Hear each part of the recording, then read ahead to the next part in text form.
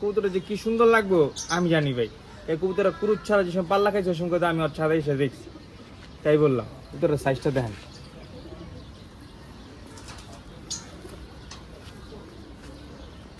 মাশাআল্লাহ। সবাই মাশাআল্লাহ বলবেন ভাই, মাশাআল্লাহ না বললে ভাই কেউ ভিডিও দেখবেন না ভাই। আগে জিরা গলা কবুতর ভাই করে আর্মি আর জিরা গলার তফাৎটা বুঝা দিই সবার ভালো মতো, যে আসলে দেখেন জিরা গলা কবুতর দেখতে কেমন আর আর্মি কবুতর দেখতে কেমন না। ওইটাও মাদি, এটাও মাদি। এটাও মাদি, এটাও মাদি, ঠিক আছে, দুইটা মাদির পার্থক্য। এই যে দেখুন একটা আর্মি কবুতর আর একটা জিরা গলা কবুতর, কবুতরের পার্থক্য দেখেন ভাই।